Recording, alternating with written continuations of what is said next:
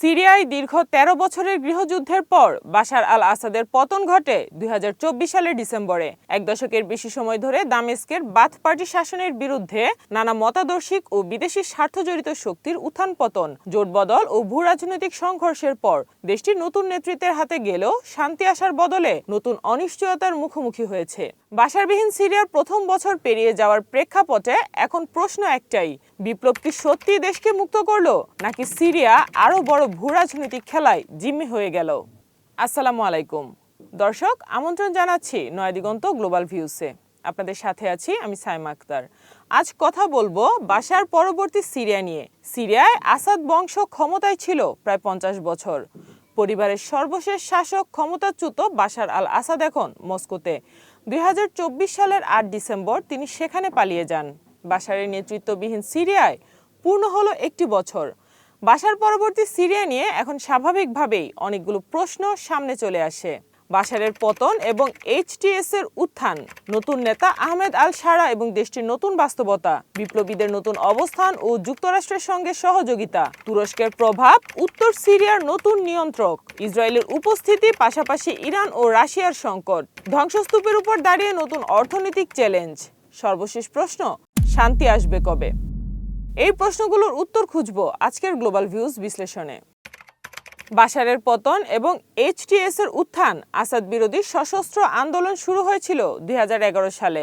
বিভিন্ন ইসলামপন্থী, জাতীয়তাবাদী ও উপজাতি ভিত্তিক গোষ্ঠীর পাশাপাশি আন্তর্জাতিক শক্তির প্রত্যক্ষ পরোক্ষ সমর্থনে এই আন্দোলন বিস্তৃত হয়। সময়ের সঙ্গে বিরোধীদের সবচেয়ে শক্তিশালী জোট হিসেবে উঠে আসে হায়াত তাহরির আল শামস বা এইচটিএস, যারা মূলত আল কায়েদার সিরিয়া শাখা আল নুসরা ফ্রন্ট থেকে রূপান্তরিত। ২০২৪ সালের শেষ নাগাদ এইচটিএস সামরিকভাবে প্রাধান্য প্রতিষ্ঠা করতে সক্ষম হলে তাদের পৃষ্ঠপোষক তুরস্ক সমর্থিত সিরিয়ান ন্যাশনাল আর্মি বা এসএনএ চূড়ান্ত লড়াইয়ে গুরুত্বপূর্ণ ভূমিকা রাখে। ফলাফল, বাশার আল আসাদের মস্কো পালিয়ে যাওয়া এবং বাথ পার্টির ৫ দশকের শাসনের পতন। আসাদ পালিয়ে যাওয়ার কয়েক মাস পর সিরিয়ার অন্তর্বর্তীকালীন রাষ্ট্রপতি হন আহমেদ আল শারা, যিনি একসময় আল নুসরা ফ্রন্টের নেতা হিসেবে পরিচিত ছিলেন। তার নেতৃত্বে গঠিত নতুন সরকার ৪ বছরের একটি অস্থায়ী সংবিধানের অধীনে চলছে। যদিও মন্ত্রিসভায় দ্রুজ, খ্রিস্টান, কুর্দি ও আলাউইদের একজন করে সদস্য রাখা হয়েছে, তবে বাস্তবে সংখ্যালঘুদের নিরাপত্তা নিশ্চিত এখনো ভয়াবহ। বাশার পরিবারের পতনের পরপরই বহু এলাকায় উগ্র গোষ্ঠীগুলোর হাতে আলাউইদ, দ্রুজ ও খ্রিস্টান জনগোষ্ঠী লুটপাট, অপহরণ ও হত্যার শিকার হয়। হাফেজ আল আসাদের কবর পর্যন্ত ভাঙচুরের ঘটনা ঘটে, যা অসহিষ্ণুতার মাত্রাকে স্পষ্ট করে তোলে।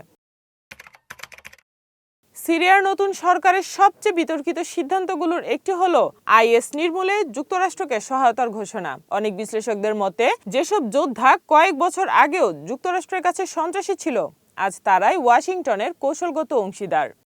যুক্তরাষ্ট্র দ্রুত সিরিয়ার সঙ্গে কূটনৈতিক সম্পর্ক পুনরুদ্ধার করেছে। ট্রাম্প প্রশাসন অর্থনৈতিক অবরোধ তুলে নিয়েছে এবং মার্কিন গণমাধ্যম এখন আল শারাকে মডারেট লিডার বলে প্রচার করছে। এই পরিবর্তন স্পষ্ট করে দেয় যে বিপ্লবের চূড়ান্ত কৃতিত্ব কেবল সিরিয়ার জনগণের নয়, বরং আন্তর্জাতিক শক্তিগুলোর স্বার্থের সঙ্গেও তা অঙ্গাঙ্গিভাবে জড়িত। এখানে তুরস্কের ভূমিকাও কম গুরুত্বপূর্ণ নয়। সীমান্ত জুড়ে ৯০০ কিলোমিটার এলাকা তুরস্কের নিরাপত্তার স্বার্থে অত্যন্ত সংবেদনশীল। কুর্দিদের স্বায়ত্তশাসন দাবির নামে তুরস্ক সিরিয়ার ভিতরে বিশাল এক বাফার জোন গড়ে তুলেছে। সিরিয়ার নতুন সরকারের প্রথম বিদেশ সফর ছিল আঙ্কারায়, যা স্পষ্টভাবে দেখায় তুরস্কই বাশার পতনে শেষ মুহূর্তের বিজয়ে সবচেয়ে বড় ভূমিকা রেখেছে।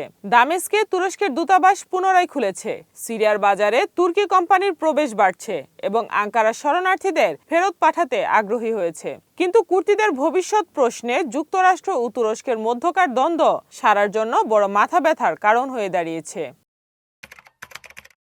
বাশারের পতনে সবচেয়ে বেশি সুবিধা পেয়েছে ইসরায়েল। বাশারের শাসনকালেই সিরিয়া ছিল ইরান, হিজবুল্লাহ ও ফিলিস্তিনি প্রতিরোধ গোষ্ঠীগুলোর একটি গুরুত্বপূর্ণ ঘাঁটি। বাশার পতনের মধ্য দিয়ে ইরানের আঞ্চলিক শক্তিও ব্যাপকভাবে ক্ষয়প্রাপ্ত হয়েছে। ইসরায়েল গত ১ বছরে সিরিয়া জুড়ে বহু সামরিক স্থাপনায় বিমান হামলা চালিয়েছে এবং সীমান্ত এলাকায় তাদের নিয়ন্ত্রণাধীন নিরাপদ অঞ্চল গড়ে তুলেছে। তবে নতুন সরকার এসব বিষয়ে কার্যত নীরব। বাশারের পতন ইরানের জন্য সামরিক ও রাজনৈতিকভাবে এক বড় বিপর্যয়। সিরিয়ায় তাদের বছরের পর বছর বিনিয়োগ, হিজবুল্লাহর যোদ্ধা নিয়োগ এবং একটি সম্ভাব্য তেহরান বাগদাদ দামেস্ক বেরুত অক্ষের স্বপ্নভঙ্গ। পরামর্শদাতা হিসেবে এখনো আংশিক উপস্থিত ছাড়া সাম্প্রতিক মস্কো সফর রাশিয়াকে সম্পূর্ণ বাদ না দেয়ারই ইঙ্গিত দেয়। ১৩ বছরের যুদ্ধে সিরিয়ার অবকাঠামো, শিল্প, বাজার সবই বিপর্যস্ত। বিশেষজ্ঞদের মতে পুনর্গঠনের জন্য দরকার $400 বিলিয়ন। তুরস্ক ও উপসাগরীয় কিছু দেশ বিনিয়োগে আগ্রহ দেখালেও বাস্তবে দেশের নিরাপত্তা পরিস্থিতি এখনো অস্থিতিশীল। সংখ্যালঘু বিরোধী সহিংসতা, উত্তরের কুর্দি প্রশ্ন, ইসরায়েলের ধারাবাহিক হামলা এবং সীমান্ত জুড়ে বিদেশি নিয়ন্ত্রণ, এসবের মধ্যে বৃহৎ পুনর্গঠন কার্যক্রম শুরু হওয়া কঠিন। সিরিয়া যেন আজ এক পাঠদান কক্ষের মতো, যেখানে দেখা যায় একদিকে কর্তৃত্ববাদী শাসক একটি দেশের স্থিতিশীল ভবিষ্যৎ নষ্ট করতে পারে, আবার অন্যদিকে সেই শূন্যতা কাজে লাগিয়ে বিদেশি শক্তিরা নিজেদের স্বার্থে নতুন খেলা সাজায়। বাশারের পতনের পরও সিরিয়ার ভাগ্য এখন ঠিক করছে তুরস্ক, যুক্তরাষ্ট্র ও ইসরায়েল। আহমেদ আল শারা ও তার মিত্ররা ধর্মীয় বৈধতা ও বিপ্লবী পরিচয় ধরে রাখার চেষ্টা করলেও দেশের সামগ্রিক নিয়ন্ত্রণই যেন আজ বহিরাগত শক্তির হাতে। বিলাদ আল শাম অঞ্চল, যেখানে শান্তি না এলে পুরো মধ্যপ্রাচ্য অস্থিরই থেকে যায়। সিরিয়ার নতুন বিপ্লবীরা শান্তি প্রতিশ্রুতি দিলেও বাস্তবতা হলো জাতিগত বিভাজন, বিদেশি সামরিক উপস্থিতি, ভূরাজনৈতিক প্রতিযোগিতা এবং সংখ্যালঘুদের নিরাপত্তাহীনতা এখনো সমাধানের বাইরে। আজকের সিরিয়া তাই শেখায়, বিপ্লব সবসময় স্বাধীনতা আনে না, কখনো কখনো নতুন আনুগত্যের শৃঙ্খলে দেশকে বেঁধেও দেয়।